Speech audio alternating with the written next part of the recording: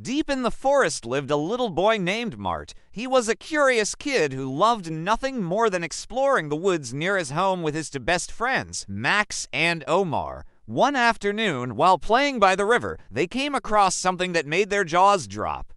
Half hidden in the mud was a giant footprint.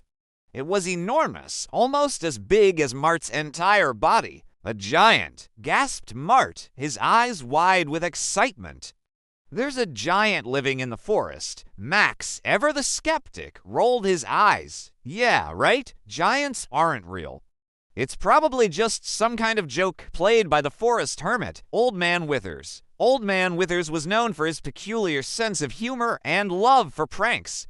But the print in the mud told a different story. It was too big to be Old Man Withers, and besides, he lived in a cabin far away from the riverbank. The friends decided to follow the footprint to see where it led.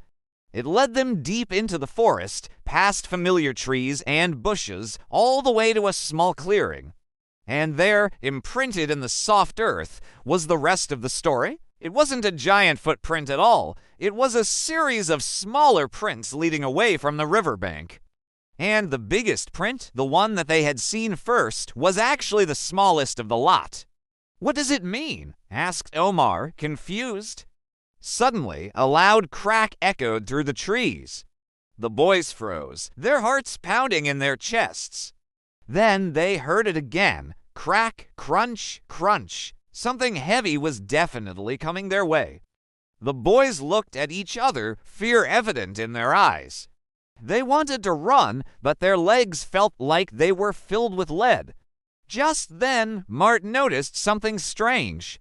The sound appeared to be coming from above them. As they looked up, they saw the source of the noise. A huge bird swooped down from the sky, its sharp beak and claws extended. Startled, the boys scattered. Mart hid behind a tree, Max ran as fast as he could, and Omar stumbled and fell into a thicket of bushes. The giant bird landed near the footprint and let out a piercing screech. Its beady eyes scanned the area, searching. Then it took off into the sky, disappearing into the clouds. The boys cautiously emerged from their hiding spots. Shaken but unharmed, they huddled together for comfort. Mart, still clutching the stick, his knuckles white, asked the question that had been on his mind since they found the footprint. "Do you think there really is a giant in the forest?" Max, who had been silently chewing on a blade of grass, looked up.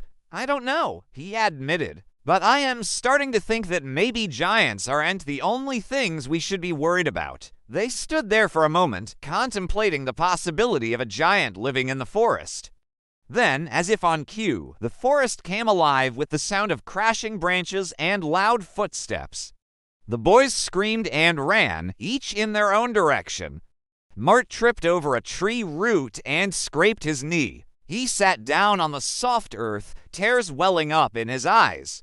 As he looked up, he saw the most peculiar sight. Standing over him was a creature straight out of a fairy tale.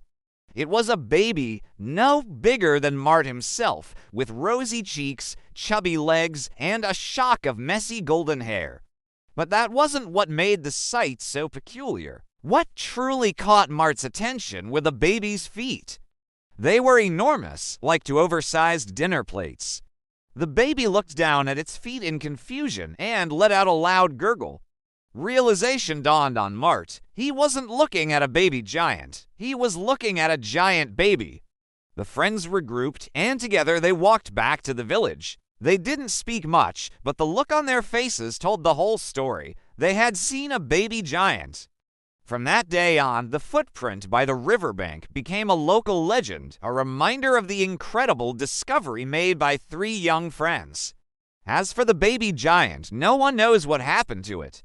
Some say it was taken back to its family in the mountains. Others say it was adopted by a kind witch who lived deep in the forest. But those who knew the real story kept it secret, protecting the giant baby's identity and ensuring its safety.